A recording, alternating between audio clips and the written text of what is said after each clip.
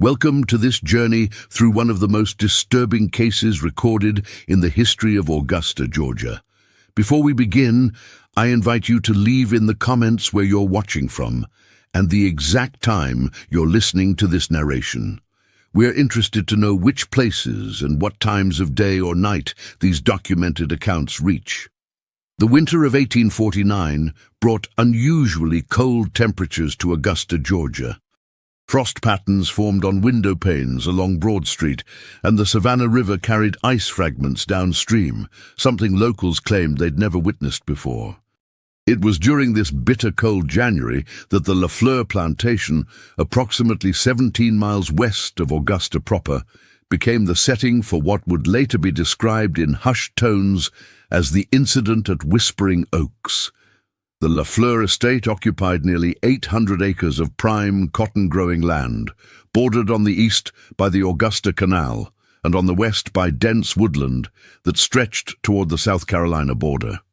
The property was known for two things: its exceptional cotton yield and the curious absence of any official record regarding the number of enslaved persons who lived and worked there. While neighboring plantations meticulously recorded their human property in ledgers and tax documents, the Lafleur registers showed curious omissions and inconsistencies that would later become central to understanding what happened. According to county records from 1837, the plantation was acquired by Maurice Lafleur, a third-generation French immigrant who had built his fortune in the textile trade in Charleston before expanding westward into Georgia. The move proved financially astute, as Augusta had developed into a major inland port city, with the canal providing direct access to markets. Maurice Lafleur lived there with his wife Eleanor and their daughter Sarah Ann, who was 19 years old in 1849, according to the parish baptismal records at St. Paul's Episcopal Church. The Lafleur family was not particularly social by Augusta standards. They rarely attended the seasonal balls or Sunday services, which generated steady whispers among the local society. Eleanor Lafleur was rumored to suffer from nervous exhaustion, a condition that kept her confined to the upper floors of their three-story mansion. The daughter, Sarah Ann, was described in a private letter from Magistrate Joseph Williams to his cousin in Savannah as uncommonly beautiful, but possessed of a stillness that unnerves those who engage her in conversation. The letter, discovered during courthouse renovations in 1963, continues: "She watches with eyes that seem to measure one's worth, not as a gentleman caller, but as something else entirely. I cannot describe the sensation, except to say I was relieved when our introduction concluded." Benjamin Crow entered the historical record on December 18, 1848, when his name appeared in a bill of sale indicating he had been purchased from the estate of a deceased tobacco planter in Richmond, Virginia. The document, now housed in the Georgia Historical Society archives, describes him as 26 years of age, literate, skilled in accounting and management of agricultural ventures.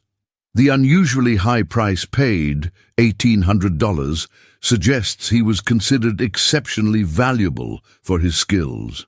What brought Crow specifically to the Lafleur plantation remains unclear. Most skilled enslaved persons in Augusta worked either in the textile mills or as craftsmen in the growing urban center.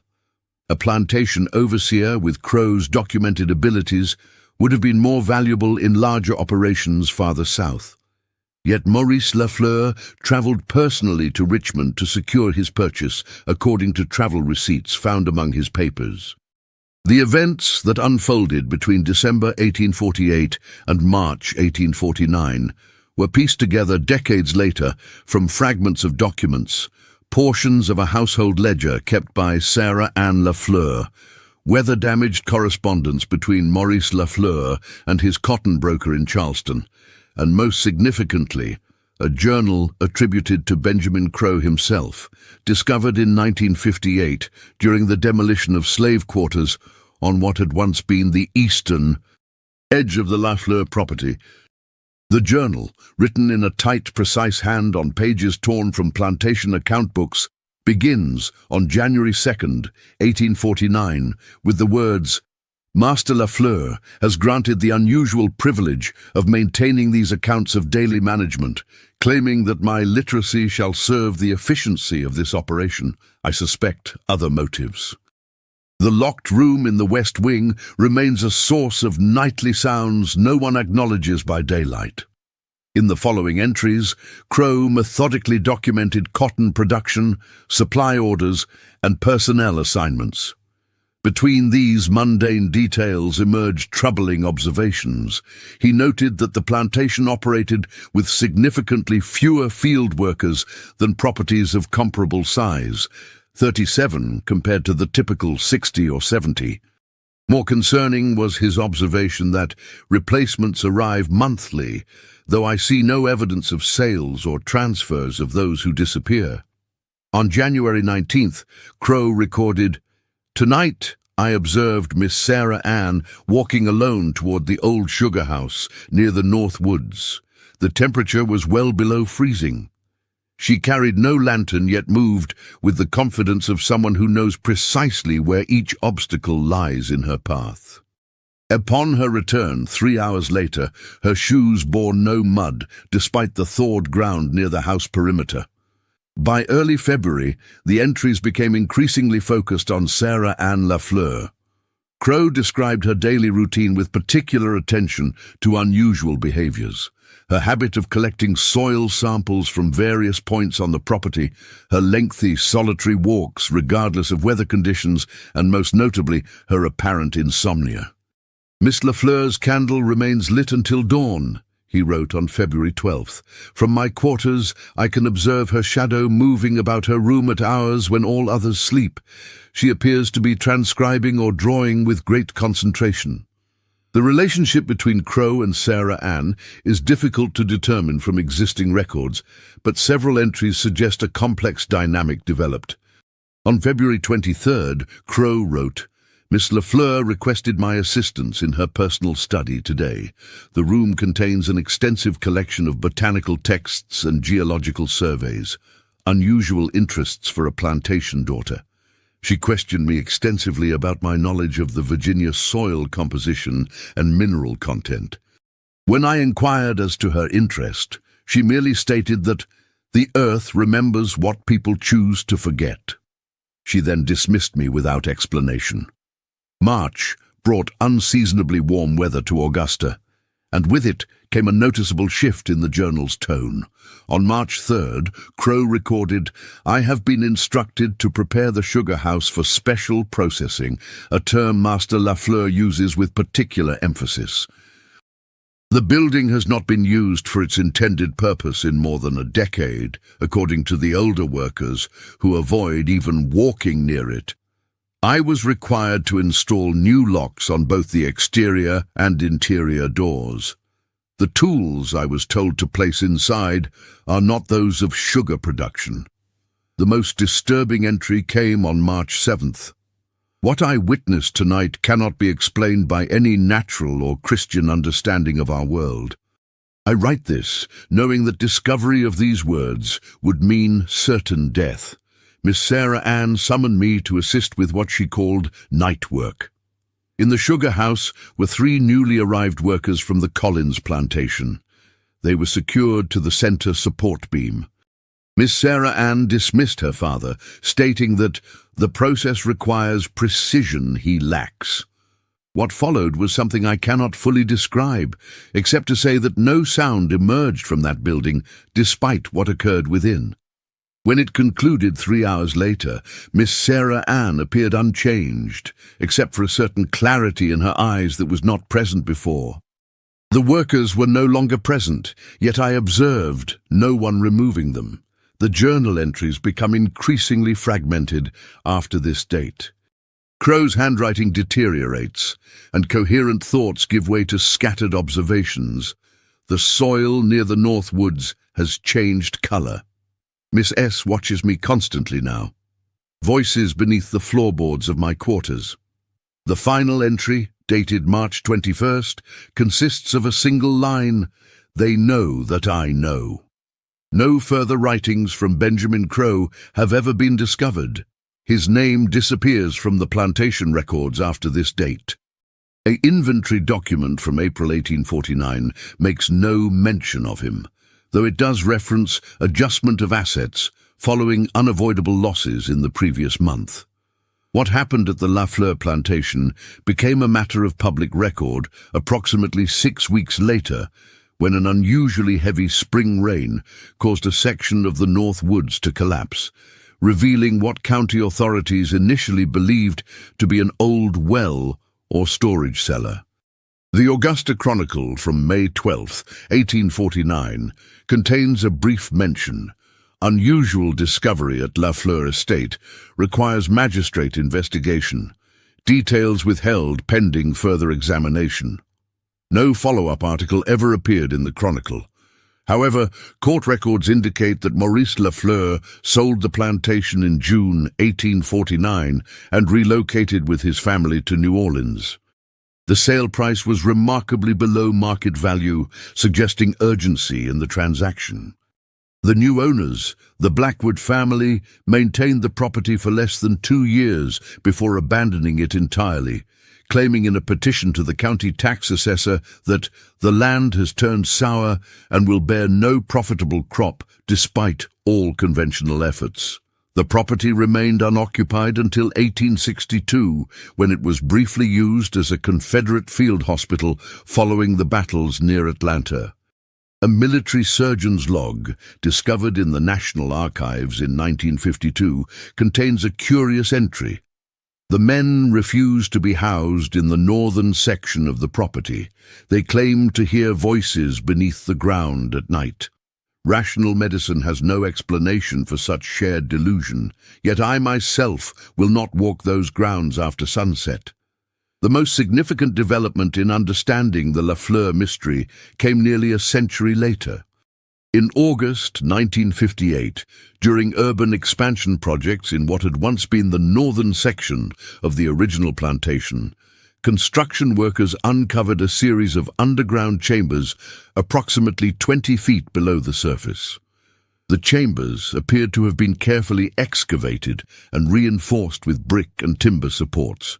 City engineers estimated they had been created in the mid-19th century. According to the official report filed with the Augusta Historical Commission, the chambers contained evidence of habitation and what appears to be scientific or experimental apparatus of unknown purpose. The report specifically mentions glass containers, metal implements resembling surgical tools, and unusual mineral formations along the walls that do not match known geological patterns in the region. Most disturbing was the discovery of what the report clinically describes as human remains, showing evidence of precise surgical modification. The remains were estimated to belong to between 15 and 20 individuals. The report notes that certain skeletal elements appear to have been subjected to controlled chemical processes, resulting in partial dissolution and reformation of bone structure.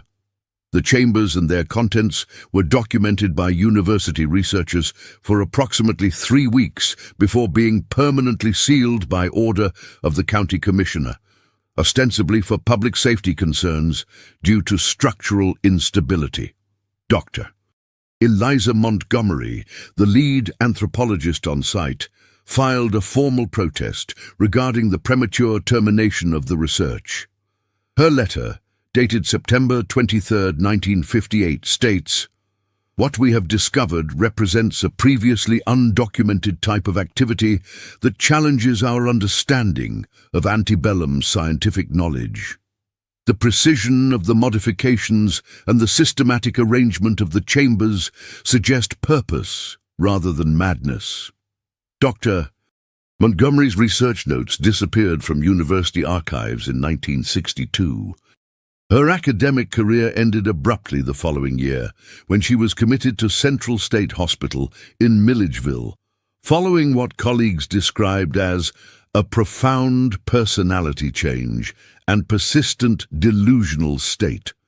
Hospital records indicate she repeatedly drew the same pattern on any available surface, a pattern that reportedly matched the unusual mineral formations found on the chamber walls. The final piece of the Lafleur mystery emerged in 1967 when renovation work at the Blackwood family crypt in Magnolia Cemetery uncovered a hidden compartment containing a sealed metal box. Inside was a handwritten manuscript believed to be written by Thomas Blackwood, the son of the family that briefly owned the Lafleur plantation. The manuscript, dated 1878, nearly 30 years after the events, begins with the line, "I write this account knowing it will find no place in official histories, yet the truth of what occurred at Whispering Oaks must not be entirely lost." According to Blackwood's account, Sarah Ann Lafleur had spent several years studying forbidden scientific texts acquired through her father's European business connections. She had developed theories regarding human adaptation and organic transformation that went far beyond the primitive understanding of biology in that era. The manuscript claims she believed that humans could be systematically modified through precise application of mineral compounds and controlled environmental conditions. The underground chambers, according to Blackwood, were her laboratory. Benjamin Crowe had been purchased specifically for his intelligence and observational skills, not as a test subject, but as a trained assistant. The manuscript suggests that Sarah Ann recognized in Crowe a scientific mind comparable to her own, despite the social and racial boundaries of their time. The most chilling aspect of Blackwood's account concerns the ultimate fate of the experiments. He claims that Sarah Ann's work achieved a form of success, though not what she had initially intended. The manuscript states, "Those who were transformed no longer required air or sustenance as we understand these needs. They existed in a state between life and death, responsive to her commands, yet incapable of independent thought. Most disturbing was their ability to merge partially with the earth itself, moving through soil and stone as a fish moves through water." The manuscript goes on to claim that Benjamin Crowe, upon fully understanding the nature of the experiments, attempted to alert authorities in Augusta. Before he could do so, he became Sarah Ann's final subject, one who retained his awareness throughout the transformation process. Blackwood writes, "The family's hasty departure came not from fear of legal consequences, but because they could no longer control what they had created. The modified beings, with Crowe now among them, had developed abilities beyond Sarah Ann's predictions. They began to emerge at night, their forms only partially visible, their purposes unknowable." Blackwood concludes his manuscript with a warning. "We sealed the known entrances to the chambers before abandoning the property, but I fear such barriers mean little to these entities. They exist now in the spaces between what we understand as firm reality. I have sometimes, in the decades since, wondered if they remain confined to that cursed property, or if they have found their way into the wider world, moving beneath our feet, observing our civilization from the darkness below." The Blackwood manuscript was examined by several experts who verified its age and authenticity based on paper composition and ink analysis. However, its contents were dismissed as the product of 19th-century superstition and possible mental instability. The document was placed in the Augusta Historical Society archives, where it remained largely forgotten until 1968. That year, a graduate student named Michael Conroy came across references to both the underground chambers and the Blackwood manuscript while researching his dissertation on unusual geological formations in eastern Georgia. Conroy's academic advisors discouraged his interest in what they considered a distraction from serious research. Undeterred, he began conducting independent field studies at the former Lafleur property, which by then had been partially developed into suburban housing, with approximately 40 acres of the original Northwoods remaining undisturbed as a municipal greenbelt. According to police reports, Conroy was reported missing on October 12, 1968. His vehicle was found at the entrance to the Greenbelt walking trail. A search party organized by local authorities found his research equipment and notebooks scattered approximately half a mile into the wooded area.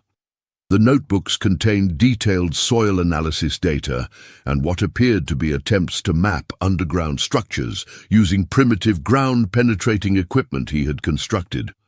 The final page of his field notebook, recovered partially damaged by exposure to moisture, contains a hasty entry. Something moving beneath the surface, not animal, patterns match Blackwood's description, attempting to establish communication. Below this is a rough sketch of what appears to be a human hand emerging from soil, though the proportions and joint structures are notably distorted. Conroy's disappearance was officially attributed to accidental death, possibly falling into one of the many unmarked wells or sinkholes common to the area. His body was never recovered despite an extensive search. The case was officially closed in 1969. In a perhaps related incident, 3 members of the search team reported experiencing unusual symptoms in the weeks following the operation: persistent dreams of underground spaces, temporary loss of vision when in direct sunlight, and an inability to remain in one place for extended periods. All 3 eventually relocated from Augusta, citing health concerns. No formal medical study connected these symptoms to their involvement in the Conroy search. The former Lafleur plantation property has since been completely developed. The Greenbelt was reduced to a 10-acre park in the 1980s. Modern residents show no awareness of the land's history beyond vague references to its antebellum past. Occasionally, homeowners in the area report unusual problems with their foundations or persistent issues with their gardens failing to thrive despite optimal conditions. In 1992, a minor earthquake measuring 3.2 on the Richter scale caused several small sinkholes to open in the park area. City workers dispatched to fill the holes reported hearing what they described as whispering sounds coming from beneath the ground. Their supervisor attributed this to air moving through underground hollow spaces, a common natural phenomenon. The holes were filled with concrete and reinforced to prevent future collapse. The Augusta Historical Society maintains a small collection of items related to the Lafleur case, including photographs of the underground chambers before they were sealed, soil samples taken from the site in 1958, and a copy of the Blackwood manuscript. These materials are not part of the regular public exhibition and can only be viewed with special permission for academic research purposes. The last official investigation related to the Lafleur property occurred in 1969, when the Augusta Water Authority detected unusual mineral content in groundwater samples taken near the former North Woods. The investigation was abandoned when subsequent samples showed normal composition. The temporary anomaly was attributed to equipment calibration errors. Of Benjamin Crow, no further historical traces exist beyond his journal and the references to him in the Blackwood manuscript. No grave bears his name, and no official death record was ever filed. Sarah Ann Lafleur lived until 1893, dying at the age of 63 in New Orleans. Her death certificate lists the cause as natural decline. According to obituary notices in the New Orleans Picayune, she never married and lived as a recluse, devoted to private scientific studies that she shared with no one. Local Augusta legend occasionally references the whisperers beneath, particularly among older families with generations of residents in the area. These stories typically involve unexplained sounds heard through floorboards or strange movements detected in soft ground at twilight. Most folklorists attribute these tales to the natural human tendency to create narratives around historical tragedies, in this case the known but unspecified horrors of slavery and human exploitation. However, Those who have studied the primary documents related to the Lafleur case sometimes come away with a different perspective. Dr. James Holbrook, who examined the soil samples as part of a geological survey in 1984, wrote in his private notes, later donated to the university archives, "The mineral composition defies standard classification. Under certain lighting conditions, the crystalline structures appear to reconfigure themselves into patterns resembling organic cellular structures." I find myself reluctant to continue this line of investigation. Today, the suburban development that stands on the former Lafleur plantation appears entirely ordinary. Children play in yards where unimaginable events may have occurred. Families gather for barbecues over ground that may hide mysteries never fully resolved. The Savannah River continues its eternal flow nearby, perhaps carrying secrets downstream that will never surface in the light of day. Yet occasionally, usually during unusually cold winters, like the one in 1849, residents report a curious phenomenon, the sound of scratching beneath their homes, as if something is slowly, methodically testing the barriers between two worlds. City inspectors invariably attribute these sounds to settling foundations, water pipes, or small animals seeking warmth. What truly happened at the Lafleur plantation in the winter of 1849 remains a mystery composed of fragmented evidence and disturbing possibilities. The Journal of Benjamin Crow offers the most direct window into those events, yet even that account raises more questions than it answers. Was Sarah Ann Lafleur a disturbed individual whose cruel experiments represented a particularly terrible expression of the inhumanity of slavery? Or did she discover something beyond conventional understanding of her time, or indeed of our own? The underground chambers remain sealed, the remaining documents sit in climate-controlled archives, and the land itself keeps whatever secrets it may hold. Perhaps that is for the best. As Thomas Blackwood wrote in the final lines of his manuscript, there are truths that serve no purpose in being widely known. Some discoveries should remain buried, not out of ignorance, but wisdom. What moves in the spaces beneath our world belongs to a different order of existence, one that we should neither disturb nor invite closer observation from. In the years since the last official investigation, Augusta has grown and changed. The history of the Lafleur plantation has faded from local memory, becoming at most a footnote in academic studies of the region's past. Yet the land remembers, as Sarah Ann Lafleur allegedly once observed. And perhaps, in the silence of night, in the spaces beneath modern foundations, something else remembers too. A final, curious note. In 2003, during installation of fiber-optic cables in the neighborhood built over the former plantation, workers reported finding an unusual object approximately 4 feet below the surface. According to their description, it appeared to be a metal container similar to a pocket watch. Inside was what looked like densely packed soil. Before it could be properly documented or examined, the object reportedly disintegrated upon exposure to air,